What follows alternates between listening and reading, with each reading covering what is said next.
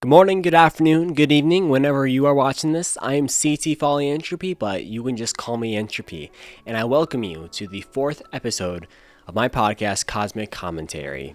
Today, I'm going to be also keeping it short. I always want this to be kind of a lot shorter, and today I will be reading off of something.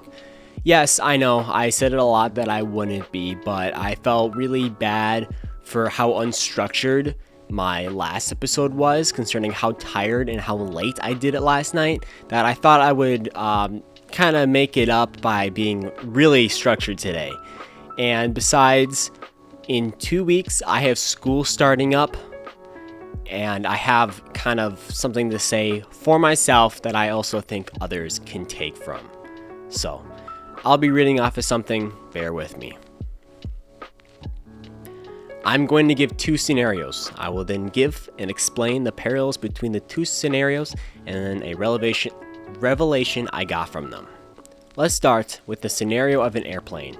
It started at point A and it has to travel to point B. For this airplane to travel to point B, it has to take off and fly at a high enough speed to stay in the air.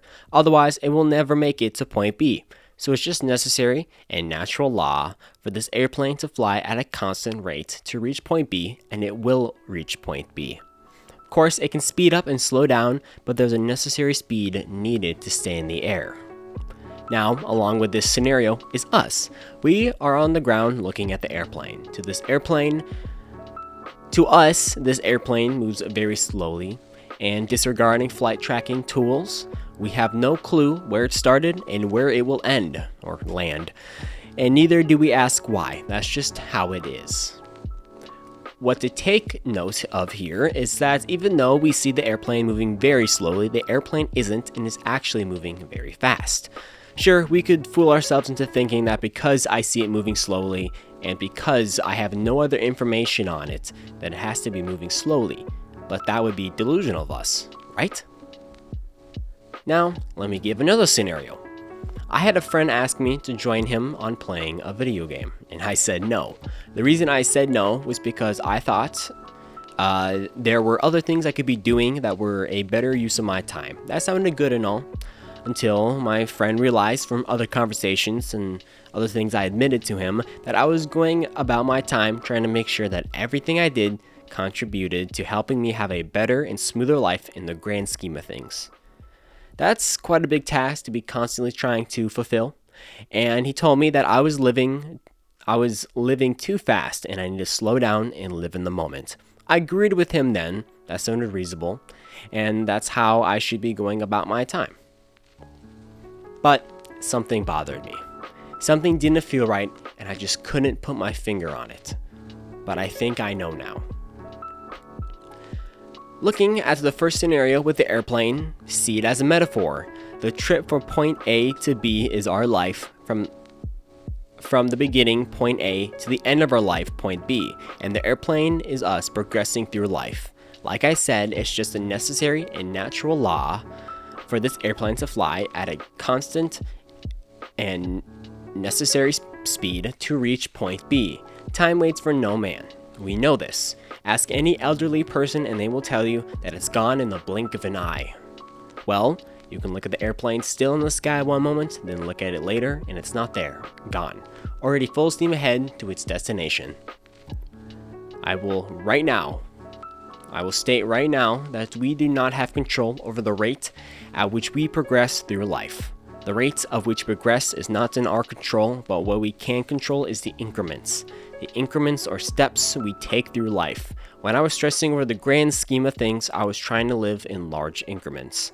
But the problem I had with trying to live in the moment when I can, which was and is possible to do always, was that it was so easy. It was so easy to take these small increments through life that it's comfortable, numbing. It was easier to play a video game for hours rather than spend it studying for a good job later down the line. So here's the one thing wrong about when my friend told me to slow down and live in the moment. Those small increments of me being in the moment are going by at a constant rate. I'm not slowing down, I'm just shortening my foresight that I have to look into the future with, so that I can live in the moment. And since it's so distracting and so easy to do that, your life flies you by. you have fooled yourself into thinking that the airplane is really moving slow and that you have control over it. And when you need to accept that your life is moving at a constant rate, and that by falling into this easy cycle of life of only living in these small incremental moments, you blind yourself to what's passing you by, because it would be harder to accept and apply the reality that your life is moving fast. And you need to put more effort and time into building a cycle for yourself that will bring you out of this delusion that makes you ignorant to the time you're wasting rather than just to go through the motions. Here's just a final few things. In reality, to slow down is to speed up, and to speed up and be able to manage it is to slow down. Industrial America and our culture will tell you otherwise, but these are the questions you need to ask yourself. Of course, like seemingly everything in life, a balance is necessary where you can follow through with realistic goals and to have moments to relax and rest. Once you're able to speed up so that you can slow down, like I had just explained, then you can meditate and look at the details in life because you're not comfortable with just taking things as how they are, but asking why are things the way they are. And it leaves such a significant awe and inspiration in me that I think is important to have, that I would truly label as living in the moment. I read this off to myself because, like I said, I had 2 weeks left of school. Well, 2 weeks until school starts. And I will say, I have spent my summer what I think very well. Been very happy with it.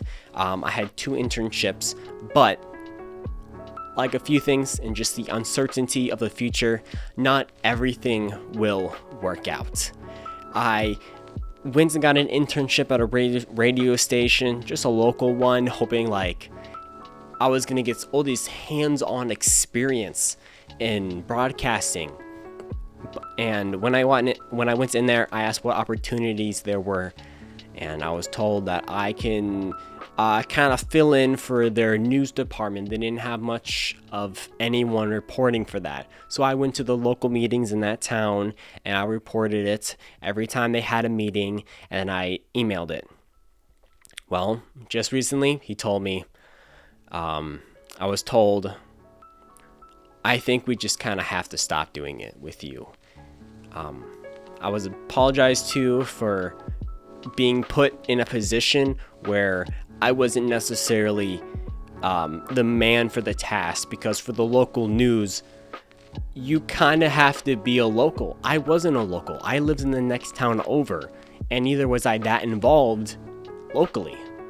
So I really wasn't the person for the job, but I couldn't really be blamed for that because I didn't know, but I still wanted to help, and I was appreciated for trying, for doing well, but really I didn't end up doing that much or getting too much out of the experience, and I spent the entire summer doing that.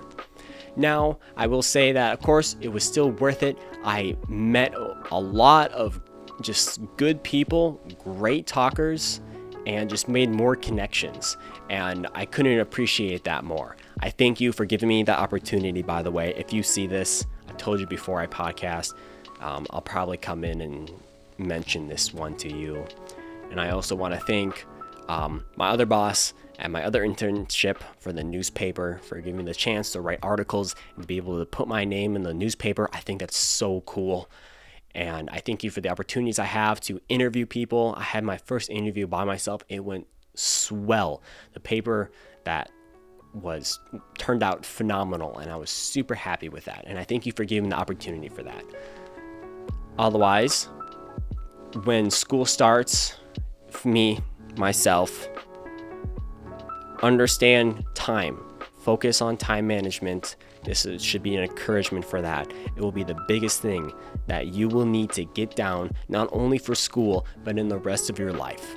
Right now, trying to hold myself to even posting once every Thursday might be too much for me. I don't know how much of a demand my homework schedule will be for during the school year, but maybe I'll be able to focus a bit more on music, be a bit more motivated. Recently, I haven't really been making music, and that's because as of recently, I want to make a lot more music with vocals, and haven't been able to, not for the fact that I just haven't been doing it, but I haven't been happy with the vocals I've been doing, and I think it's because I'm not mixing it. I do vocals confidently just fine. I have no problem doing it.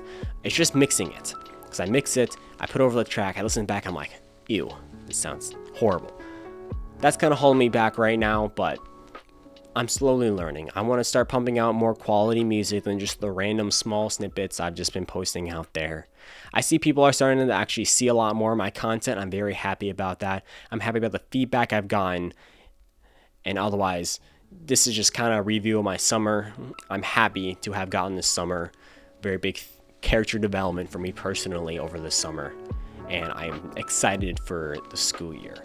I hope that with everything I've said here, with just things not working out or just looking at your time and your life and just understanding your purpose, because that's going to be a big thing I'll be talking about today. And even on this podcast, I feel like a lot of our younger generation struggles to understand our purpose, like what purpose is there to my life. And I believe I can assist with helping. So anyway, I thank you for listening. Hello me, please remember my words, and I hope that you understood what I was saying today. Otherwise, I will see you in the next episode. There isn't going to be much, but thank you.